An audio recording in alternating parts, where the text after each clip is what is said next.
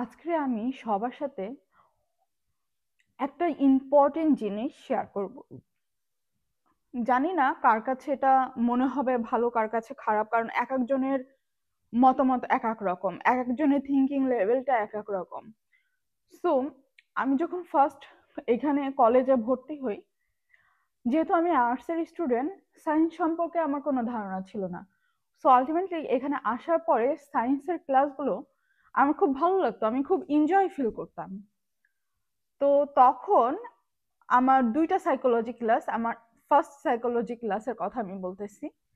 আমার প্রফেসরের কাছ থেকে একটা কথা শুনি যে আমাদের সন্তান যাদের আমরা জন্ম দিই, পৃথিবীতে নিয়ে আসি, তাদের উপর কখনো এক্সপেকটেশন রাখা ঠিক না, বা তাদেরকে বলা উচিত না যে আমাদের বয়সকালে তোমরা আমাদের দেখবে, টেক কেয়ার করবে।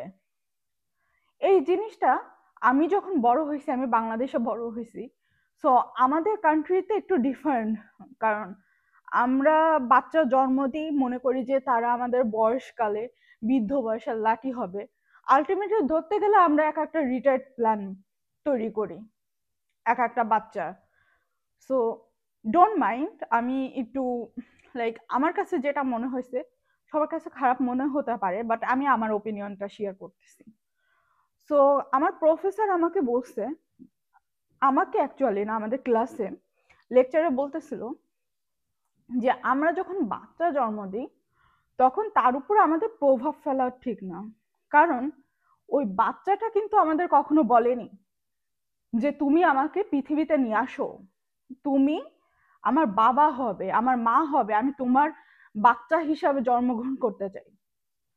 আমরা একটা রেসপন্সিবিলিটি নিয়েছি, তাদেরকে পৃথিবীতে নিয়ে আসছি নিজের স্বার্থে, নিজেরা বাবা মা ডাক শুনবো বলে।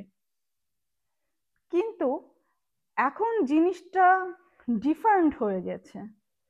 জানি না, লাইক আমরা স্পেশালি বাংলাদেশি বাবা মাটা, আমরা চিন্তা করি বাচ্চা আমাকে দেখবে না কেন। আমাদের স্বপ্ন যেগুলো পূরণ হয়নি, আমরা আমাদের বাচ্চার উপরে চাপাই দিই যে তোমার ডাক্তার হতে হবে, তোমার ইঞ্জিনিয়ার হইতে হবে, ব্লা ব্লা ব্লা। এটা কি আদৌ ঠিক? এটা কি আমরা ঠিক কাজ করছি? কারণ সত্যি তো, সে তো আমাদের বলেনি যে আমাদের তুমি পৃথিবীতে নিয়ে আসো, আমি তোমাদের আমার বাবা মা হিসাবে পেতে চাই। আমরা আমাদের স্বার্থের জন্য আমরা সেলফিশ হয়ে যাই, একটা লাইফ পৃথিবীতে নিয়ে আসি, তারপর তার উপর প্রভাব খাটাই, তাকে প্রেশারাইজ করি।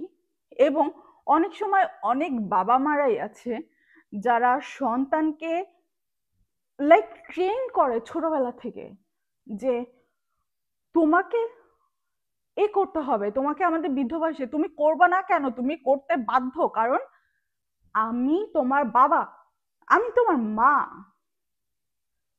তোমার নিজের কোনো সে থাকবে না। এটা আমাদের বেশিরভাগ বাঙালি ফ্যামিলিতে হয়। কিন্তু আমি খেয়াল করছি যে এই জিনিসটা কখনো কোনো আমেরিকানের মধ্যে আমি দেখিনি। তারা তাদের বাচ্চাদের খুব, মানে খুব সিম্পল ভাবে, নিঃস্বার্থ ভাবে ভালোবাসে। ছোটবেলা থেকে শুনে আছি বাবা মার ভালোবাসা হলো নিঃস্বার্থ ভালোবাসা। মা বাবা নাকি না খেয়ে তার সন্তানের মুখে খাবার তুলে দেয়। মা বাবা তার সন্তানের জন্য অনেক কিছু স্যাক্রিফাইস করে। কিন্তু এইগুলো কোথায়?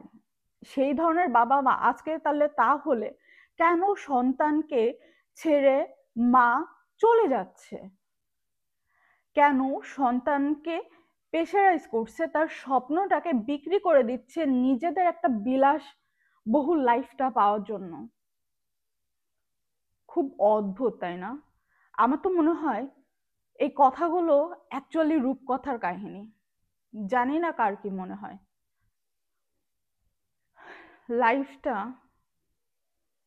আমি এক্সপেক্ট করব বাবা মারা যারা আছেন তারা প্লিজ আপনাদের সন্তানের দিকে একটু তাকান।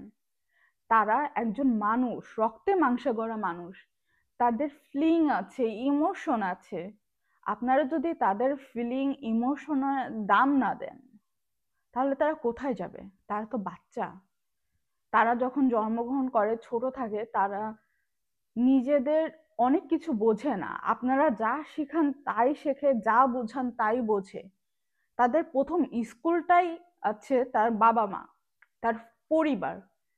এই পরিবার যদি খারাপ লেসন দেয়, খারাপ শিক্ষা দেয় বা ভুল শিক্ষা দেয়, তাহলে তাদের জীবনটা সারাটা জীবন ভুলের মধ্যে থাকে।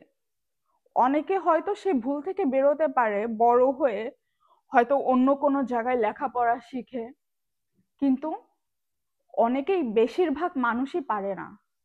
তাই বাবা মারা যারা আছেন, প্লিজ আপনাদের স্বপ্ন পূরণ করতে আপনার সন্তানকে ইউজ না করে তাদের একটা ভালো, একটা সঠিক শিক্ষা দেন, যেন সে জীবনে অনেক ভালো করতে পারে।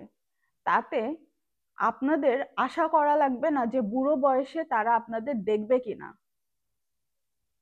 তারা আপনারা যদি তাদেরকে নিঃস্বার্থভাবে ভালোবাসেন, তারাও আপনাদের নিঃস্বার্থভাবে ভালোবাসবে।